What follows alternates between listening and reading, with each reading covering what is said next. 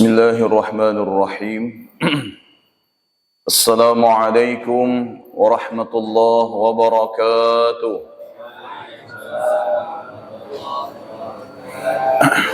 رويت التعلم والتعليم والإفادة والاستفادة وتذكر وتذكير والنفع والانتفاع والحث على تمسك بكتاب الله وسنة رسول الله والدلالة على الهدى والدعاء على الخير. اللهم صل على سيدنا محمد الفاتح لما أغلق والخاتم لما سبق ناصر الحق بالحق الهادي إلى صراطك المستقيم وعلى آله وصحبه حق قدره ومقداره العظيم. سبحانك لا علم لنا إلا ما علمتنا إنك أنت العليم الحكيم. رب اشرح لي صدري ويسر لي أمري واحلل عقدة من لساني يفقهوا قولي. وصلى الله على سيدنا محمد وعلى آله وصحبه وبارك وسلم والحمد لله رب العالمين. الحمد لله رب العالمين وبه نستعين على أمور الدنيا والدين والصلاة والسلام على أشرف الأنبياء والمرسلين سيدنا محمد وعلى آله وصحبه أجمعين. قال المصنف رحمه الله ونفعنا وبعلومه في الدارين الأنقال وجائز بفضله وعدله ترك لكل ممكن كفعله. Lanjutkan kembali kajian kita ilmu tauhid sampai kepada penjelasan nazam yang ke-10 di mana al-Imam Syekh Ahmad bin Muhammad Al-Marzuqi Al-Hasani mengatakan wa jaizun bi fadlihi wa adlihi tarkun li kulli mumkinin ka fi'lihi. Di samping kita wajib mengimani yang berkaitan dengan Allah, yaitu sifat wajib atau sifat mustahil, sifat yang wajib ada di dalam zatnya Allah yang mulia, juga sifat mustahil meniadakan sifat-sifat tertentu yang tidak boleh ada di dalam zatnya Allah Subhanahu wa taala yang maha suci. Di samping kedua sifat itu kita juga meyakini adanya sifat jaiz, yang artinya adalah sifat tersebut bisa jadi ada dan bisa juga tidak ada di dalam zatnya Allah Subhanahu wa taala, kembali kepada haknya Allah Subhanahu wa taala. Maka di antaranya adalah yang harus kita ketahui, di antara semua sifat Allah Subhanahu wa taala yang telah kita ketahui adanya al-fadlu wal adlu, di mana Allah menetapkan sesuatu terhadap makhluknya karena semata-mata itu adalah bentuk karunia yang disebut dengan al-fadlu. Qul bi fadlillahi wa bi rahmatihi fabidzalika.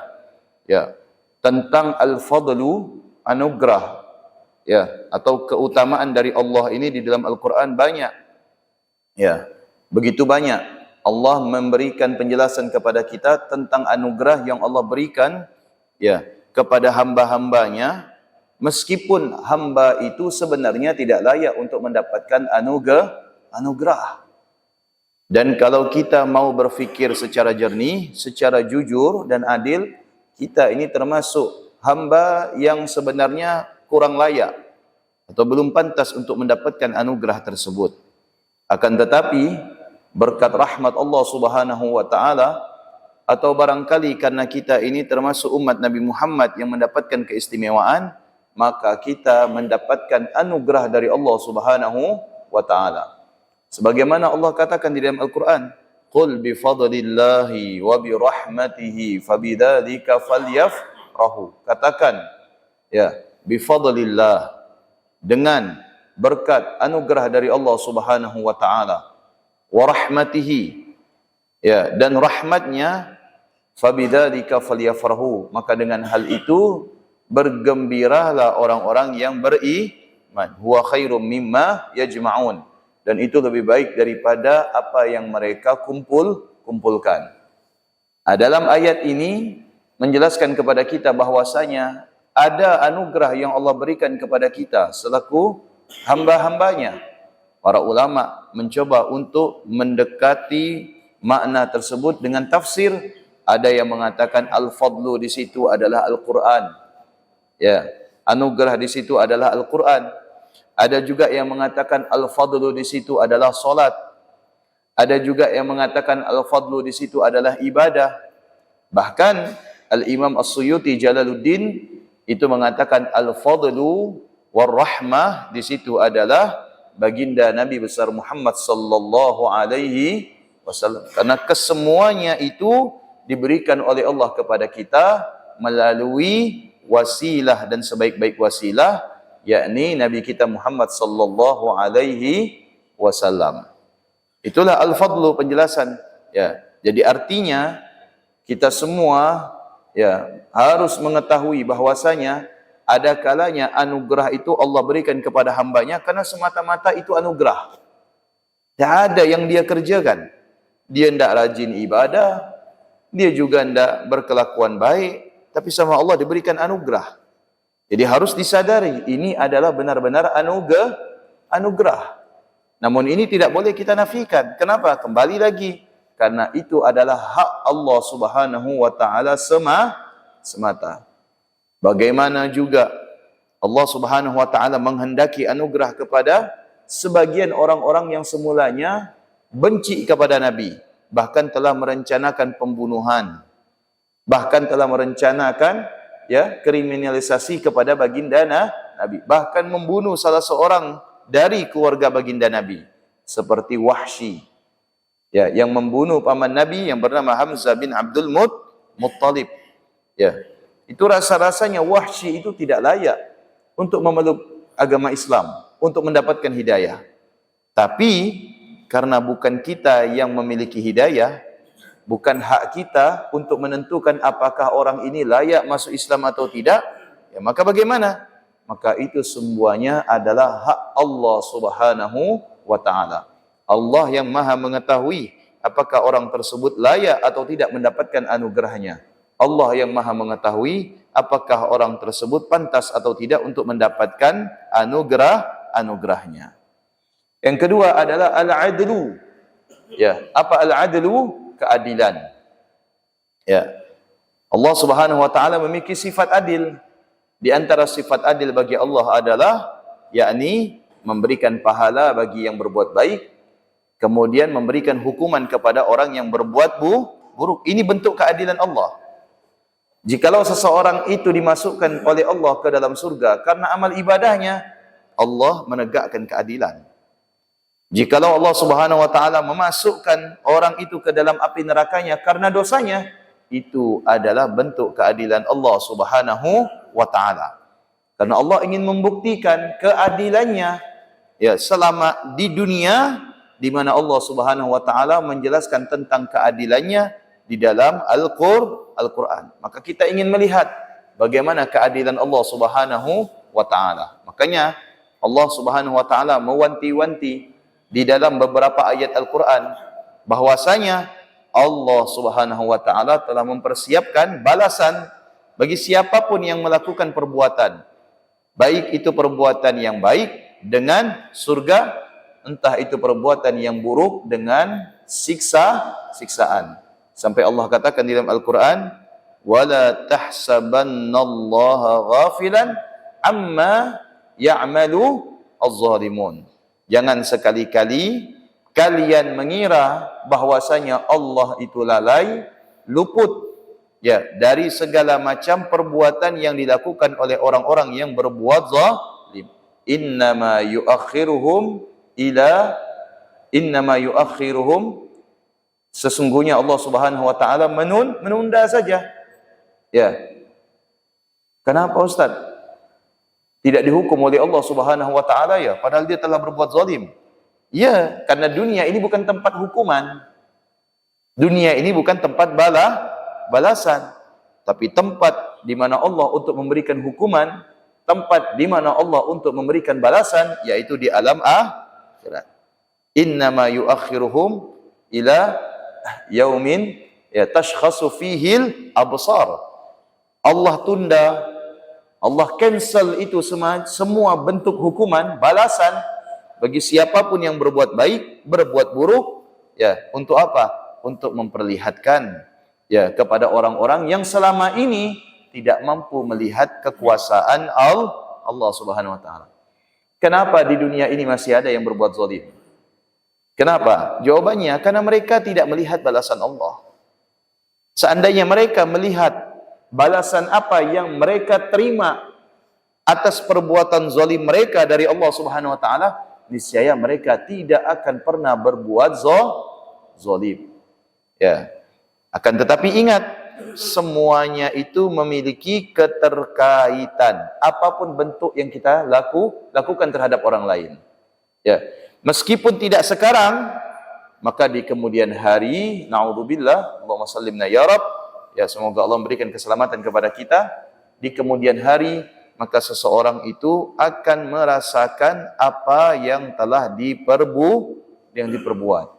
Maka sebagaimana pepatah mengatakan, ya sebagaimana ya apa yang telah ia tanam, maka itu juga yang akan ia tuai. Atau kata orang Melayunya, tabur tuai. Ya, begitulah ya. Ya, bagaimana Allah Subhanahu wa taala menampakkan sifat adilnya kepada segenap makhluk. Tarku likulli mumkinin ka fi'lihi falahu mutlaqul ikhtiyar wal irada fi khalqihi ijadan wa i'daman wa ishqa'an wa is'adan. Tarku likulli mumkinin ka fi'lihi.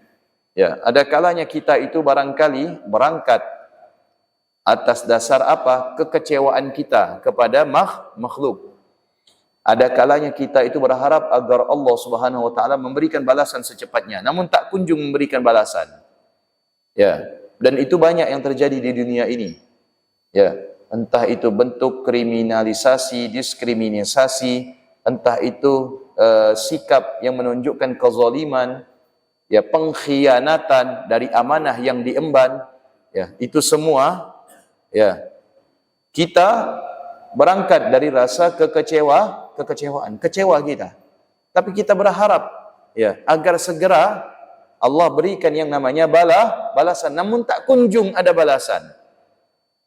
Nah, apakah di sini Allah tidak berkehendak? Berkehendak. Tapi ingat, Allah tidak berkehendak sebab kita. Ya. Jangan sampai kita berpikir bahwasanya segera diberikan balasan, segera diberikan kutukan, segera diberikan hukuman. Kalau memang seperti itu berarti Allah berkehendak sebab kita. Ya, Allah berkehendak atas kemauannya sendiri. Betul tidak? Allah berkehendak atas kehendaknya sendiri, bukan atas kehendak kita. Kita ini tidak ada hak untuk apa? Mendikte, mengultimatum ya atas kekuasaan Allah Subhanahu wa taala. Sebagaimana Nabi kita Muhammad sallallahu alaihi wasallam. Ya. Nabi kita Muhammad sallallahu alaihi wasallam berharap semua manusia ini beriman kepada Allah. Tapi dijawab oleh Allah Subhanahu wa taala, "Innaka lan tahdi man ahbabta, walakinallaha yahdi man yasha." Ya, Allah berharap pamannya itu Abu Lahab masuk ke dalam agama Islam. Allah berharap, Nabi kita Muhammad sallallahu alaihi wasallam berharap ya, semua yang memusuhinya itu agar mereka itu mau menerima ya Nabi kita Muhammad sallallahu alaihi wasallam sebagai utusan. Tapi Allah pertegas lagi, innaka lan tahdi man ahbabta walakinallaha yahdi may yasha'u min ibadi. Ya, sesungguhnya engkau wahai Muhammad ya tidak dapat memberikan petunjuk kepada meskipun orang yang kau cintai. Artinya, meskipun Nabi kita Muhammad berharap orang tersebut mendapatkan hidayah dari Allah, jika Allah tidak berkehendak, maka tidak akan mendapatkan hidayah. Ya. Akan tetapi, Allah Subhanahu wa taala hanya menghendaki hidayah kepada siapapun yang Allah kehendaki. Namun, ingat, bukan artinya Nabi kita Muhammad tidak dapat memberikan pengaruh, dapat. Dan tidak sedikit orang itu memeluk agama Islam berkat Nabi kita Muhammad, baik itu melalui alam nyata atau melalui alam mimpi.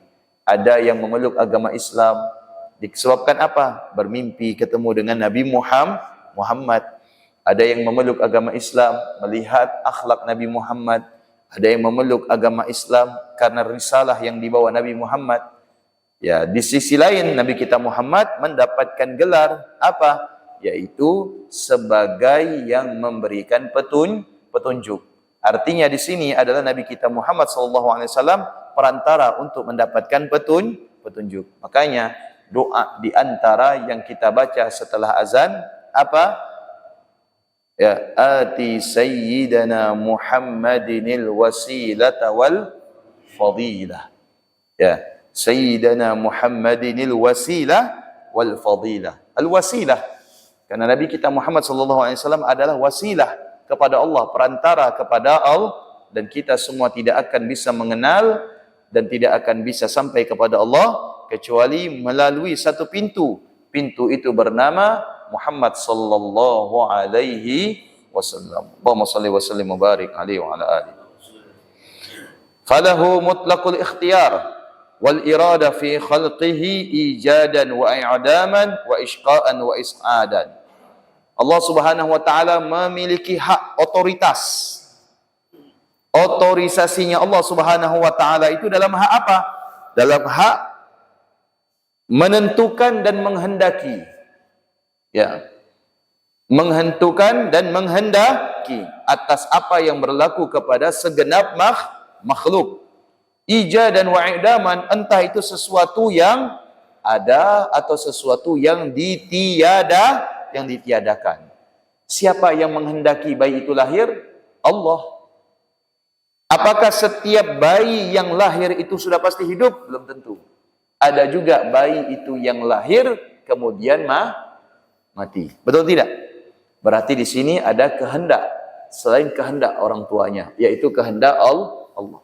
Pada umumnya orang tua ya ketika melahirkan anaknya berharap anak ini lahir dalam keadaan selamat, tumbuh dalam keadaan sehat.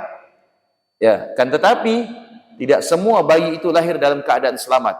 Ada juga bayi itu lahir dalam keadaan selamat setelah beberapa hari meninggal, mati, wafat.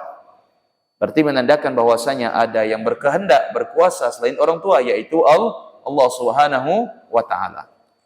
Maka di sini ya ijadan atau i'daman, bagaimana Allah itu memberlakukan ketetapan kepada makhluknya, apakah makhluk itu tetap ada atau justru makhluk itu tiada. Yang tiada itu apa? Manusia. Yang tetap ada itu adalah alam semesta. Kenapa? Alam semesta tetap harus ada meskipun manusianya itu berganti. Wa ishqa'an wa is'adan. Begitu juga Allah Subhanahu wa taala memiliki otoritas. Ya, kekuasaan penuh baik menjadikan makhluknya itu dalam keadaan bahagia, is'adan au ishqa'an, atau makhluk itu harus menerima apa? Kesengsaraan. Haknya Allah yang menjadikan makhluk itu bahagia atau menjadikan makhluk itu sengsara. Dan tidak mungkin semua makhluk ini bahagia. Seandainya semua makhluk ini bahagia, maka tidak akan ada arti kesengsaraan. Orang tidak akan berusaha. Orang tidak akan berupaya. Ya, kalau semuanya bahagia. Oh, semuanya bahagia. Oleh Allah dijadikan semua manusia ini bahagia. Maka apa arti perjuangan? Betul. Apa arti kesengsaraan? Ya, bukankah semua itu diciptakan oleh Allah secara berpasang-pasangan? Ada hidup, ada mati, ada besar, ada kecil, ada bumi, ada langit, ada siang, ada malam, ada sakit, ada sehat, ada bahagia, ada sengsara. Namun ingat, ya, bahagia yang kita lihat itu bahagia, hakikatnya belum tentu kebahagiaan. Dan sengsara yang kita lihat itu adalah sengsara, hakikatnya belum tentu kesengsaraan. Ada orang yang kita lihat seakan bahagia, ternyata di dalamnya diliputi dengan kesengsaraan, bergantung kepada obat-obatan, betul? Mencari kebahagiaan dan kesenangan dengan cara yang salah. Ada kita lihat orang yang seakan-akan sengsara, tapi hakikatnya dia itu bahagia. Kenapa? Karena dengan keterbatasannya dia tidak pernah luput dan lalai dari Allah Subhanahu wa taala. Diceritakan Imam Ahmad suatu kali pergi ke pasar. Ya. Ketika Imam Ahmad sampai di pasar, menemukan ada orang yang melantunkan zikir kepada Allah. Mulutnya itu tidak lepas daripada berzikir. Sayangnya orang ini Bapak Ibu punya badan itu dipenuhi dengan luka dan busuk. Ya. Tangannya luka, tubuhnya luka, kakinya luka. Dan tangan kakinya itu buntung. Ya, tangannya buntung plus luka, kakinya buntung plus luka. Ya, sekujur tubuh itu dipenuhi dengan luka dan lukanya itu membusuk. Ya. Imam Ahmad merasa iba, kasihan. Ya, orang ini tak punya tangan, tak punya kaki, kemudian busuk lagi. Ya, tapi lihat mulutnya senantiasa dipakai untuk berzikir.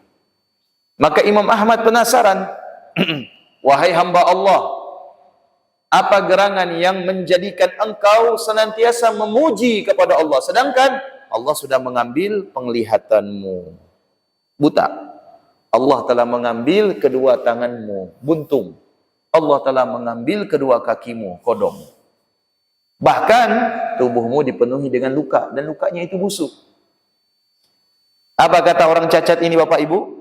Orang cacat ini bilang, segala puji bagi Allah. Meskipun Allah telah mengambil hampir semua fisikku, tapi Allah masih menyisakan lisanku untuk senantiasa memuji kepadanya. Ya, subhanallah. Masya Allah, Masya Allah. Ya, nah, lihat ya bagaimana.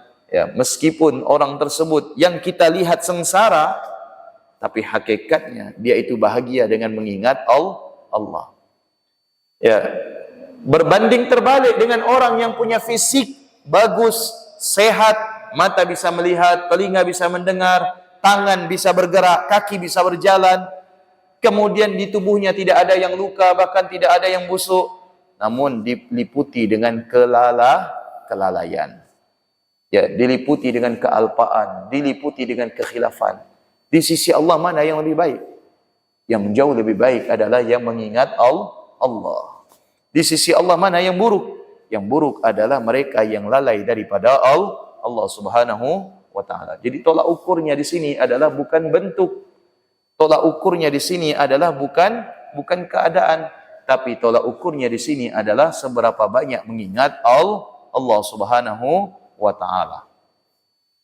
Umurun tata'allaqu bil ilahiyat, perkara-perkara yang berkaitan dengan ya ketuhanan. Di antaranya adalah al-qada wal qadar.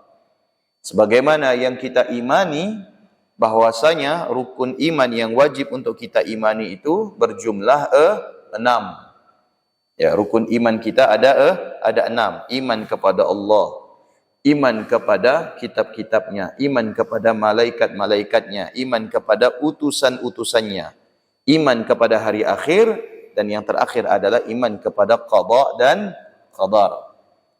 Al-imanu bihima ruknun min arkanil iman. Iman kepada keduanya, qada dan qadar, adalah termasuk di antara rukun-rukun iman. Artinya tidak boleh dipisahkan. Qada dan qadar tetap wajib diimani sebagaimana kita mengimani hari akhir, sebagaimana kita mengimani kitabullah, sebagaimana kita imani utusan Allah. Ya. Allati la yakunul mar'u mu'minan illa idza radiya biqada'illah wa qadarihi khairihi wa syarrihi hulwihi wa murrihi. La yakunul mar'u mu'minan, tidak sempurna iman seseorang kecuali orang tersebut rela, ridho terhadap apa yang telah ditetapkan oleh Allah terhadap dirinya. Entah itu berkaitan dengan ketetapan yang baik atau ketetapan yang buruk. Entah itu ketetapan yang berlaku menurutnya, ini adalah nasib baik, ini adalah nasib buruk. Kedua-duanya wajib diimani. Bagaimana cara mudah untuk menerapkan iman terhadap qada dan qadar ini? Sejatinya mudah, bukan hal yang sulit. Apa? Ya, ini berlapang dada.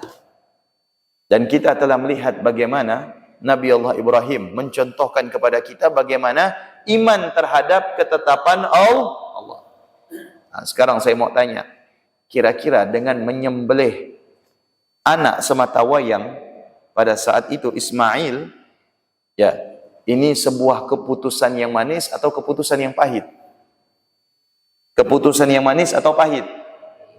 Pahit bagi Ibrahim. Betul enggak? Pahit bagi Ismail. Ya, mau tidak mau, rela atau tidak rela. Ya, ini ketetapan harus dijalani. Kenapa? Karena ini perintah dari Allah Subhanahu wa taala. Akan tetapi menurut barangkali Ibrahim, ini adalah ketetapan yang pahit namun berujung kepada ketetapan yang manis. Apa itu? Yakni Allah katakan di dalam Al-Qur'an, wa fadainahu bidhibhin azim wa taraknahu alaihi fil akhirin salamun ala Ibrahim kadzalika najzil muhsinin innahu min ibadinal mu'minin. Manisnya yaitu, ya, wa fadainahu bidhibhin azim, diganti oleh Allah dengan sembelihan dari ini manisnya. Ya, wa tarakna alaihi fil akhirin, kemudian diabadikan sebutannya, ya, sampai hari kiamat. Ya. Kemudian salamun ala Ibrahim, diberikan keselamatan oleh Allah terhadap Nabi Allah Ibrahim dan keturunan. Keselamatan berupa apa? Berupa akidah dan agama. Kadzalika najzil muhsinin, begitulah Allah memiliki cara untuk membalas kepada orang-orang yang tulus. Ya, innahu min ibadinal mu'minin, sesungguhnya Ibrahim termasuk daripada golongan orang-orang yang senantiasa beriman kepada Allah Subhanahu wa taala. Manisnya itu ini. Ya, seandainya Ibrahim tidak melaksanakan perintah Allah pada saat itu, niscaya Ibrahim tidak akan mendapatkan fadainahu bidhibhin azim taraknahu alaihi fil akhirin salamun ala Ibrahim kadzalika najzil muhsinin. Tapi manis itu diberikan oleh Allah kepada Ibrahim setelah Ibrahim melewati masa-masa sulit, masa-masa rumit. Apa itu? Masa di mana dia harus merelakan anaknya untuk disembelih. Begini cara menerima ketetapan Allah Subhanahu wa taala. Ada kalanya kita diuji oleh Allah, sesak kita, sempit kita, ya, risau kita, sumpek kita, betul. Tapi kalau segala macam yang Allah tetapkan kepada kita, kita sikapi dengan seperti itu, niscaya kita tidak akan mendapatkan balasan yang baik dari Allah Subhanahu wa taala. Namun ketika seorang hamba diberikan oleh Allah ketetapan yang buruk dan dia bisa berlapang dada, tulus dan berpasrah kepada Allah, maka Allah Subhanahu wa taala akan ganti setelah kesulitan itu adalah kemudahan. Inna ma'al usri yusra. Kalau ingin mendapatkan kemudahan, harus melewati masa-masa sulit. Kalau ingin mendapatkan sesuatu yang manis, maka kita harus merasakan yang pahit.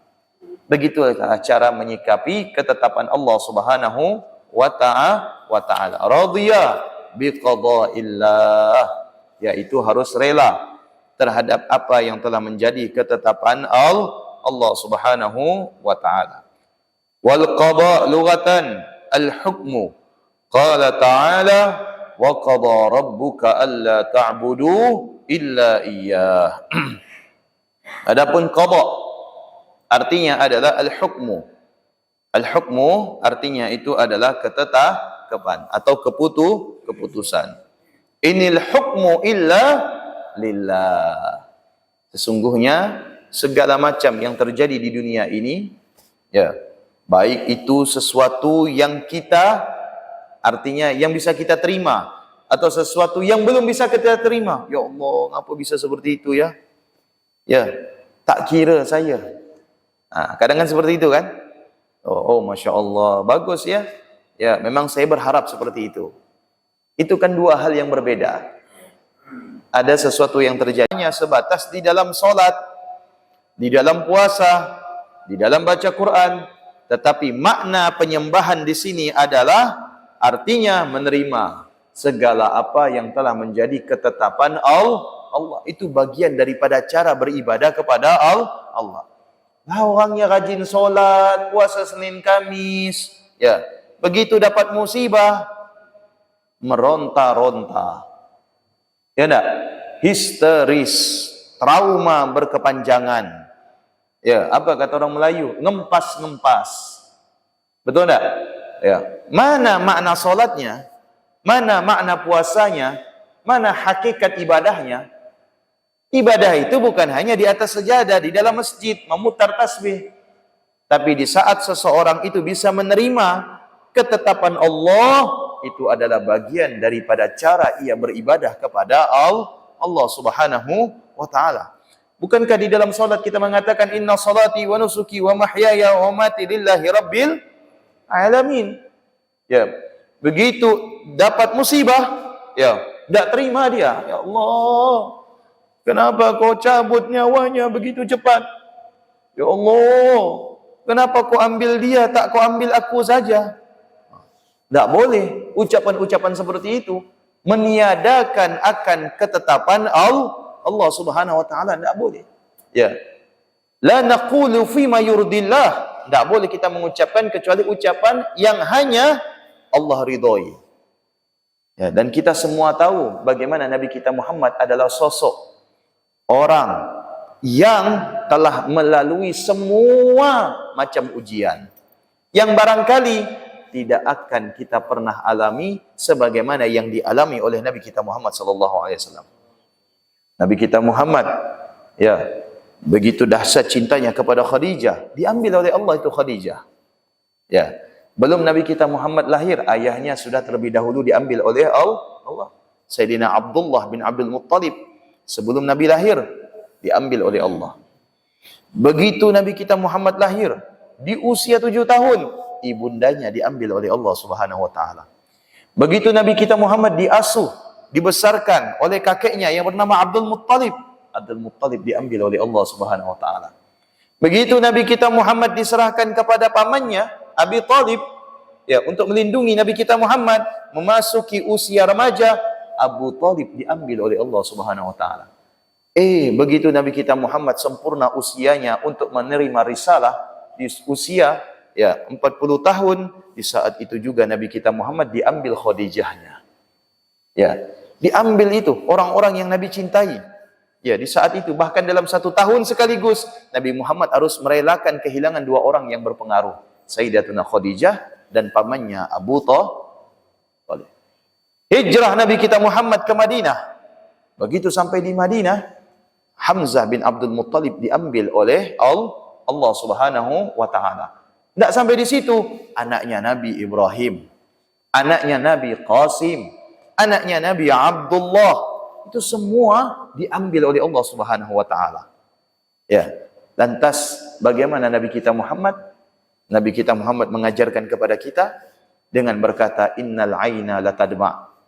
Ya, apapun yang menjadi ketetapan Allah, mata ini tidak bisa memendung, akan mengeluarkan airnya. Karena berangkat dari kesedihan hati. Wa innal qalba la yahzan. Hati itu akan pasti sedih. Ya. Wala naqulu fima yurdillah. Dan ingat, meskipun mata ini menangis, hati diliputi kesedihan dan tidak boleh berkata kecuali dengan ucapan yang Allah ridha. Ya.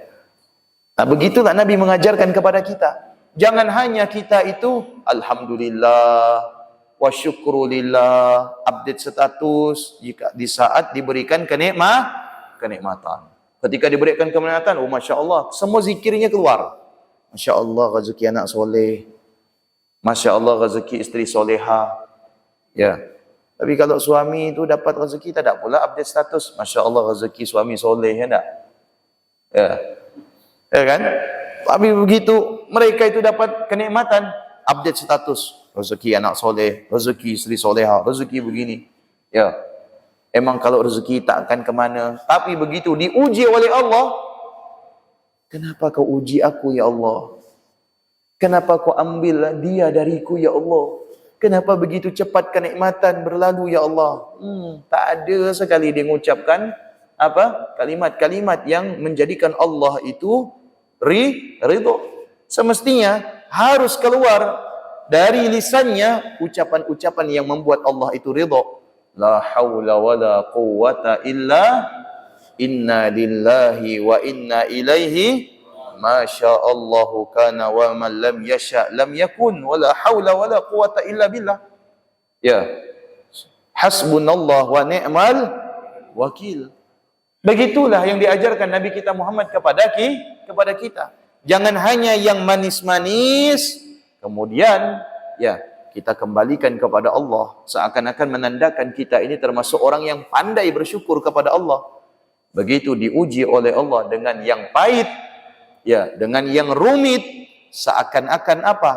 Ujian itu datangnya bukan dari Allah dan dia tidak pantas untuk mendapatkan ujian tersebut.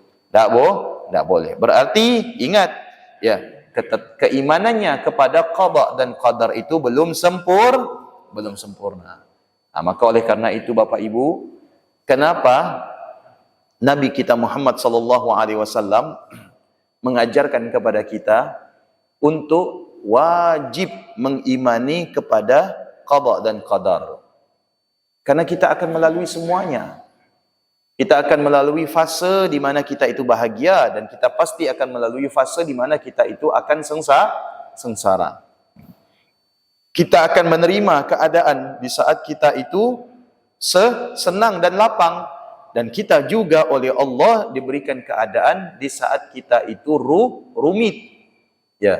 Namun ingat, dengan adanya rukun iman yang keenam ini, iman kepada qada dan qadar, ya, maka kita bisa melalui semuanya. Sempurna keimanan kita kepada Allah.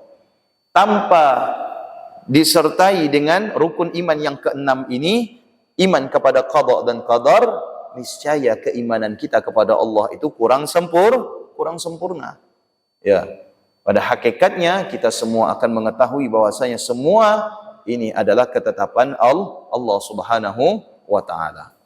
Wa syar'an iradatullah taala al-asya' ala ma hi alaihi qala ta'ala idza qada amran fa innama yaqulu lahu kun fayakun. Ini ya berkaitan dengan dalil rukun iman yang keenam, adanya iman kepada qada dan qadar.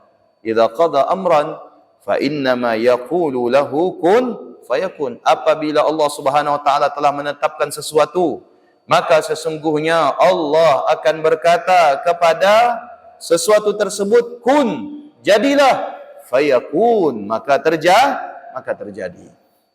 Jadilah bahagia, maka bahagia. Jadilah sengsara, maka sengsara. Jadilah manis, maka manis. Jadilah pahit, maka pahit.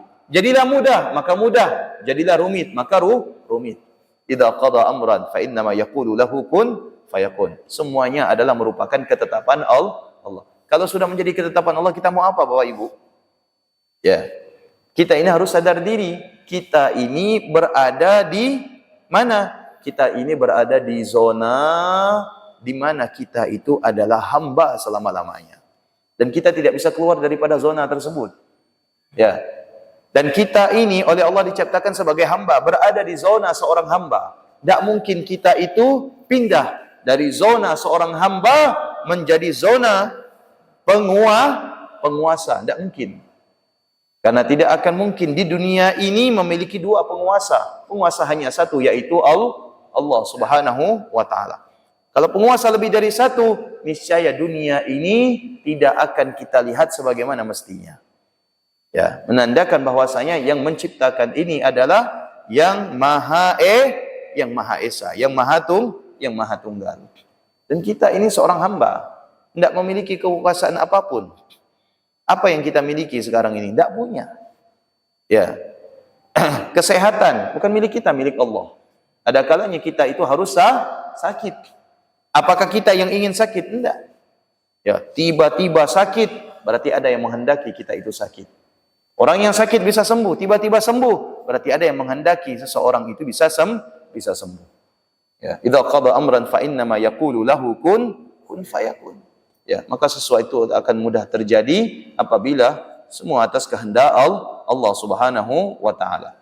Wal qadar lughatan, adapun qadar al-haddu. Al-qadar itu artinya adalah batasan. Qala ta'ala inna kulli syai'in khalaqnahu biqadarin. Sesungguhnya kami, kata Allah Subhanahu wa taala, terhadap segala sesuatu kami ciptakan biqadarin, dengan segala perhitungan. Perhitungan itu adalah batasan. Ya. Maka semua yang Allah ciptakan di dunia ini berkaitan dengan makhluk itu adalah di dalam perhitungannya Allah Subhanahu wa taala. Sudah Allah perhitungkan. Nah, sebagaimana kita dapat memperhitungkan sesuatu yang kita miliki. Oh, untuk pakai ini cuman sekian masanya. Habis itu dan tidak lagi diganti dengan yang baru. Oh, ini punya waktu kadaluar expired. Jadi boleh kita pakai sekian sampai sekian saja. Selebihnya tidak boleh. Kenapa? Karena sudah tidak berfungsi atau sudah tidak kuat. Ya, begitu juga dengan makhluk. Semuanya itu dikira-kirakan oleh Allah. Usia kita, kebahagiaan kita, kesengsaraan kita, kelapangan kita, kesempitan kita, kemudian keberhasilan kita, suksesnya kita, semuanya itu telah dikira-kirakan oleh Allah Subhanahu wa taala. Apakah ada manusia di dunia ini berjaya selama-lamanya? Tidak ada. Pada akhirnya dia itu kejayaan yang dibangun sekian lama berakhir kepada kebinasaan. Sekuat apapun. Ya, apakah ada orang di dunia ini sukses untuk selama-lamanya? Tidak ada. Pada akhirnya, kalau dia tidak ditinggal oleh kesuksesan, dia yang meninggalkan kesuksesan. Ya, menandakan bahwasanya segala sesuatu ini telah ditentukan oleh Allah. Ada batasannya, dikira-kirakan. Ya, itulah yang disebut dengan al-qadar. Wa syar'an anna Allah Ta'ala haddada al-asya'. Arti secara syarak adalah sesungguhnya Allah Subhanahu wa taala telah membatasi segala sesuatu. Fahiya taqa'u hasaba taqdirillah wa hiya al-awqat allati ayyanaha Allah. Segala sesuatu terjadi atas perhitungan Allah Subhanahu wa taala, ya, dengan apa? Dengan waktu yang telah ditentukan oleh Allah. Siapa yang paling lama berkuasa di dunia ini kira-kira? Ada enggak? Enggak ada. Ya, betul tidak? Raja Turki Utsmani membangun dinasti. Pada akhirnya runtuh juga dengan dinasti Saud. Betul tidak? Ya. Kekhalifahan Abbasiyah runtuh juga. Ya. Apalagi semuanya, termasuk yang ada di negara kita. Ya, dinasti Gajah Mada, dinasti Majapahit, pada akhirnya runtuh tidak? Runtuh. Artinya segala sesuatu, apapun, meskipun yang kita lihat itu kejayaan, ya, meskipun yang kita lihat itu adalah kesuksesan, pada akhirnya dia akan berakhir oleh waktu. Akan berakhir oleh waktu.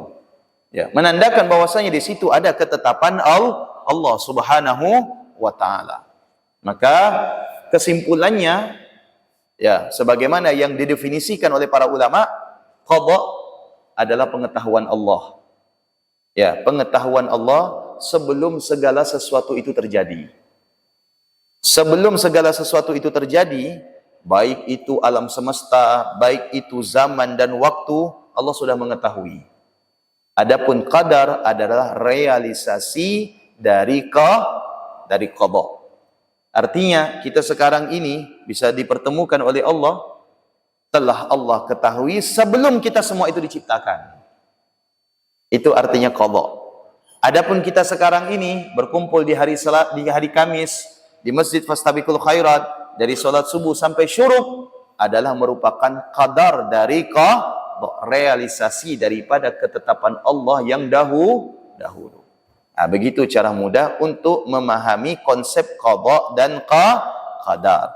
Jadi kalau dikatakan qada dan qadar itu beda, ya memang beda. Ya, Qada dan qadar itu beda, tidak sama. Ada yang mengatakan qada itu adalah pengetahuan Allah di masa lampau, sebelum alam semesta itu diciptakan, sebelum waktu itu ada. Adapun qadar adalah realisasi dari ketetapan yang telah ditetapkan oleh Allah di masa lampau, masa di mana alam belum tercipta, masa di mana waktu itu belum ada. Mana qadar? Inilah qadarnya. Setelah ini akan berlaku juga takdir kepada kita. Mudah-mudahan berlaku terhadap kita semua ketetapan Allah yang baik. Dan semoga yang baik yang berlaku daripada ketetapan Allah menjadikan kita semakin dekat kepada Allah. Jikalau berlaku ketetapan yang buruk terhadap kita, mudah-mudahan kita semua diberikan oleh Allah ketabahan dan kesabaran serta kekuatan. Dan semoga ketetapan yang tidak baik berlaku terhadap kehidupan kita menjadikan kita semakin ingat kepada Allah dan semakin dekat kepada Allah dan semakin ridha terhadap apa yang telah menjadi keputusan Allah Subhanahu wa taala. Mudah-mudahan bermanfaat. Semoga Allah menjaga keadaan kita, menjaga iman kita, menjaga akidah kita, dan semoga kita dibimbing oleh Allah ke jalan yang lurus, dan semoga Allah menjauhkan kita dari segala macam kelalaian dan kekhilafan di dalam ketetapan dan keimanan kepada Allah Subhanahu wa taala. Amin ya rabbal alamin. Bismillahirrahmanirrahim. Subhanakallahumma wa bihamdika asyhadu an la ilaha illa anta astaghfiruka wa atubu ilaik. Assalamualaikum warahmatullahi wabarakatuh.